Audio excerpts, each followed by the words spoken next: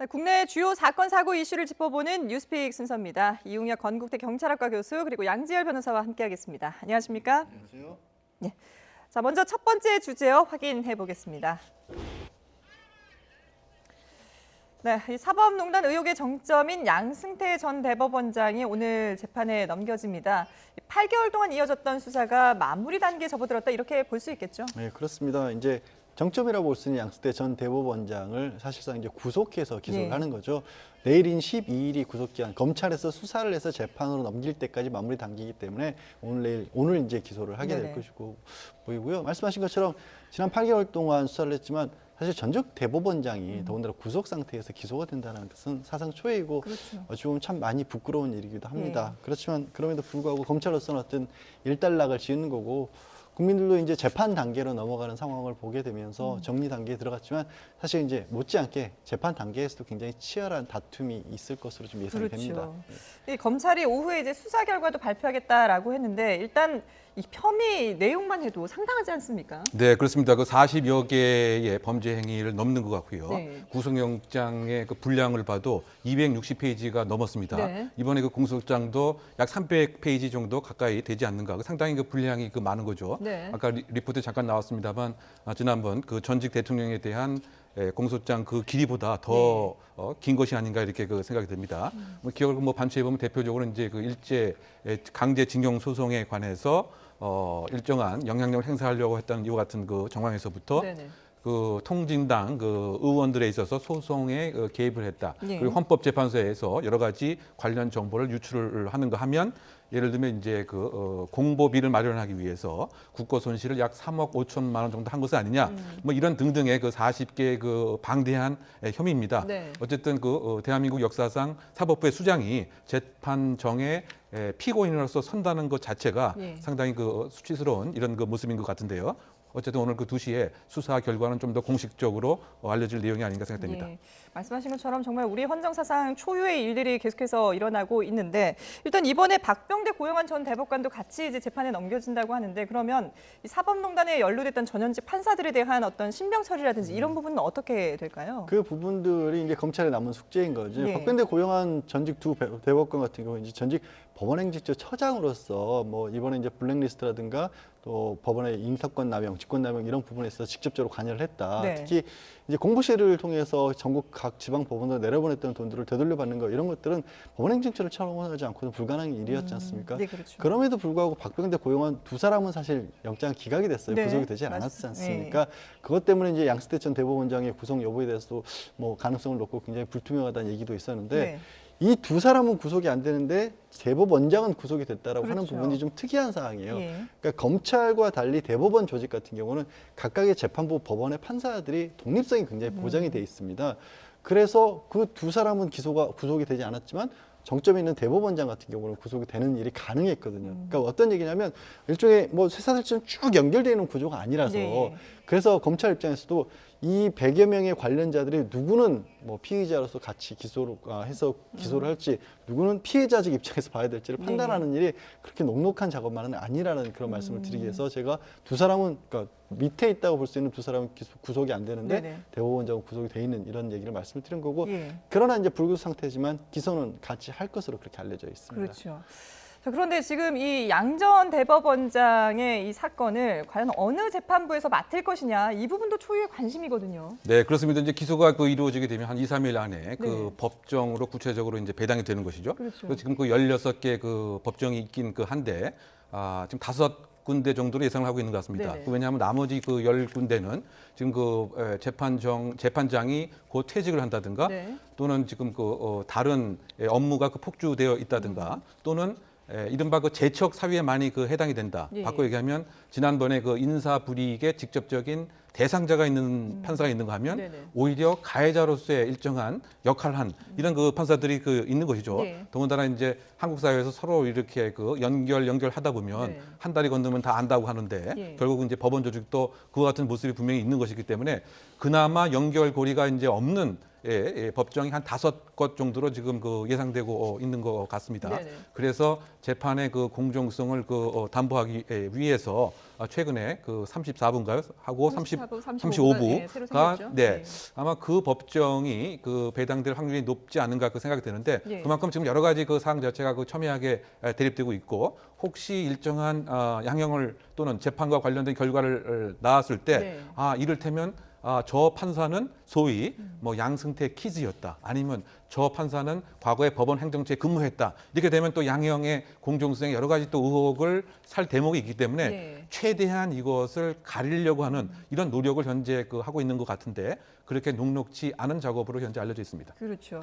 그러니까 이 공정성 논란이 일 수 있는 여러 가지 사유들을 제외하고 지금 이제 한 5군데 정도 재판부가 거론이 되고 있는데 근데 지금 뭐 전직 대법원장이 처음으로 이렇게 법정에 서는 그런 사상 초유의 일 아니겠습니까? 그러다 보니까 어느 재판부가 맡든 간에 재판장에 그 재판에서 검찰과 어떤 그 뭐 날카로운 법리 그런 싸움 같은 법리 싸움이 것들이 치열할 것 같아요. 그럴 수밖에 없을 것으로 보이고요. 일단 증거 판단 단계에서는 네. 사실 이제 양 전 대법원장이 구속됐던 가장 큰 사유 중에 하나가 많은 후배 판사들의 진술에 대해서 전면 부인을 했거든요. 그렇죠. 그러니까 그런 부분들이 그리고 진술을 전면 부인했는데 아니 전직 대법원장이 구속이 안 되고 밖으로 나가게 되면 예. 진술을 했던 사람들이 이게 자신들의 진술을 뒤바꿀 수 있는 거 아니냐라는 얘기를 했었는데 그 얘기는 이게 부인을 하면 결국 진술했던 그 판사들이 법정에서 증인으로 나와야 된다는 네. 얘기거든요. 여전히 부인하고 있기 때문에. 그러면 구속을 시켰던 사유는 되지만 법정의 증인으로 출석해서도 여전히 검찰에서 진술했던 것도 같은 내용들을 계속해서 전직 대법원장이 있는 자리에서 또 얘기를 할 수 부담스러울 것 있느냐. 같기도 하고요. 그런 부분이 상당히 부담으로 작용할 수밖에 없을 것으로 보이고요. 예. 그거는 이제 증거와 관련된 싸움일 것이고 두 번째로는 그나마 이제 블랙리스트 인사권 남용이라든가 예산을 예. 빼돌린다든가 헌법재판소의 기밀을 빼돌린가 이런 것들은 사실 법리 적용이 조금 단순한 편이에요. 네네. 다만 가장 핵심이 될 것으로 보이는 재판거래요. 이게 사법농단의 시작이 사실 재판거래요가 그렇죠. 아니겠습니까? 근데 이게 재판 거래를 놓고 보면 우리가 사법부의 권한의 독립을 굉장히 강조하고 있다 보니까 각각의 재판부의 권한도 독립을 강조하고 있어요.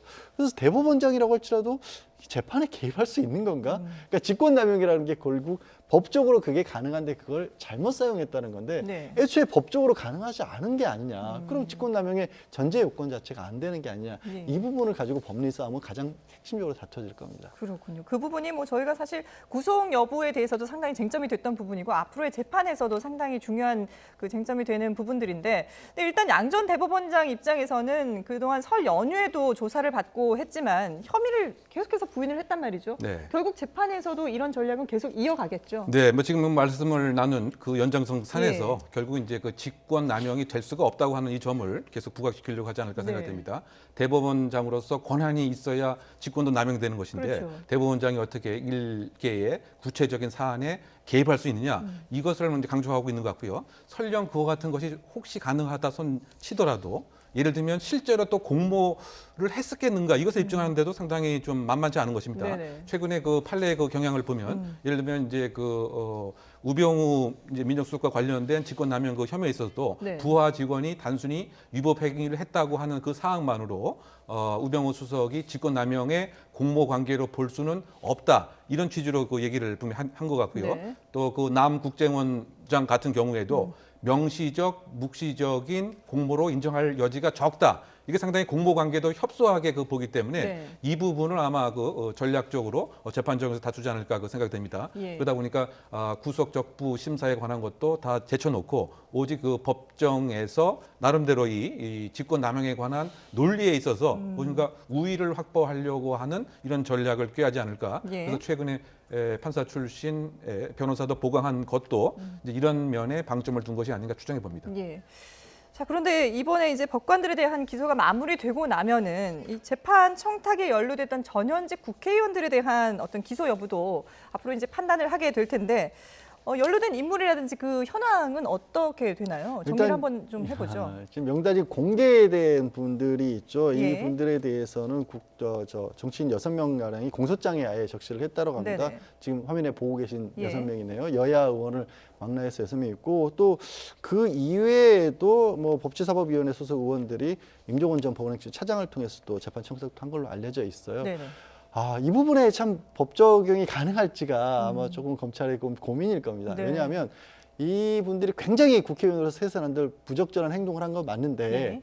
이 사람들이 재판을 청탁을 했었을 때 그걸 가지고 직접 재판부에 청탁을 한 것도 아니거든요. 해당 재판부가 아니라 이제 법원행정처에서 그러니까 법원에서 네네. 파기한 나와 있는 국회에 파기한 나와 있는 부장급 판사에게 얘기를 했었고 그게 법원행정처로 전달이 된 다음에 예. 다시 그 법원행정처 차장이나 아니면 다른 뭐 법원행정처 처장이 직접 예. 했을 수도 있는데 해당 재판부에 지금 영향을 행사를 했다라는 건데 그러니까 건너 부탁을 한 그게 거죠. 예. 거리가 너무 멀어져 예. 있다라는 게 지금 문제가 되는 아. 거고 그다음에 최종적으로도 과연 이게 뭐 일종의 압력 행사의 어떤 형태로 볼 수가 있느냐. 그러니까 네. 거리가 너무 멀다 보니까 이 사람이 내가 압력을 행사해서 이걸 한 건지 아니면 글자 그대로 조금 아쉬운 청탁을 한 건지 네. 그다음에 청탁을 했는데 그 사람이 또 뭐 청탁을 받은 판사는 그럼 이 해당 재판부에 대해서 정말로 해서는 안 돼 직권남용을 한 거냐. 아까 양승태 전 네네. 대법원장과도 마찬가지인 거예요. 네. 대법원장과 재판부의 관계에서도 이게 직권남용이 될지가 참 아직은 모르는 상황인데 일반 판사가 그런 얘기를 했었을 때도 또 그게 또 압력이 될지 예. 이렇게 좀 따져야 할 부분들이 좀 더 많은 상황인 거죠. 그렇군요. 그러니까 이게 공모 관계가 성립되는지 그리고 직권남용에 해당되는지 이런 부분들이 앞으로 또 이게 쟁점이 되는 부분이겠네요. 예, 그렇습니다. 지금 우리가 이야기 나눴던 것이 또 여기에 또 적용되는 이런 그 예. 상황인 것 같습니다. 다만 이제 국회의원들의 그 청탁한 내용을 보면 자기 재판이 있는가 하면 아는 사람의 부탁을 받은 것도 있는 것 같고요. 또는 인척에 관한 것에 뭔가 영향력을 네. 행사하려고 하는 것도 있는 것 같습니다. 그래서 이 메커니즘을 보면 어쨌든 간에 그 법원 행정처를 통해서 구체적으로 이것이 쫙 퍼져나가는 이런 그 모습이었기 때문에 네. 어느 식으로든 무엇인가 좀 엄단과 제재는 분명히 그 필요한 것인데 이것도 어쨌든 법적인 틀 안에서 그 가능한 것이기 때문에 현재 그 법리로는 그렇게 그 녹록치 좀 않은 것 같습니다. 그래서 예. 검찰에서도 법리 구성에 지금 많은 연구를 하고 있는 것 같고요. 뭐 대표적인 사례가 이제 이명박 대통령 같은 경우에 다수 소송과 관련돼서 뭐 청와대 직원을 동원해서 다수 소송을 했다라고 했을 때 과연 대통령의 권한이 그것에 중첩되어 있는 것이냐, 그것하고는 별개가 아니냐. 예, 예. 그래서 그 부분에 있어서는 역시 또 무죄가 됐단 말이죠. 그렇죠. 그러니까 이번 그 사건도 국회의원이 사법부에 영향을 할 수 있는 공식적인 권한이 있느냐. 그 상당히 법리적으로는 없다라고 보는 것이 일반적 것이기 때문에 상당히 그 이른바 비난 가능성은 높은 것임에도 불구하고 법적인 단죄는 예. 그렇게 녹록지 않은 상황이 아닌가 생각됩니다. 그렇군요. 어딜 가나 이 직권남용이 상당히 이제 문제가 되고 있는데, 근데 이런 전현직 의원뿐만 아니라 박근혜 전 대통령 그리고 김기춘 전 비서실장도 재판 거래에 연루돼 있다 이렇게 지금 얘기가 나오고 있는데, 그러면 이 두 사람에 대한 기소도 추가로 이루어질까요? 그 부분도 좀 녹록치는 않아요. 일단 아. 뭐 김기춘 전 비서실장 같은 경우에는 일본 저 강제징용과 관련된 재판과 관련해서 대책 회의 같은데 직접적으로 참가를 했다라는 했죠. 얘기가 있기 때문에 그 부분은 아마도 추가가 가능할 수도 있지 않을까. 이 경우는 조금 더 직접적이에요. 네. 그러니까 앞서서 말씀 국제 정치인들의 경우보다는 이 대법원장이 직접적으로 주도하고 있는 것과 관련됐기 때문에 네. 대법원장이 이 부분에 직권남용이 된다면 그걸 같이 기획했다는 점에서 공범이 될 가능성이 있는 거고. 네.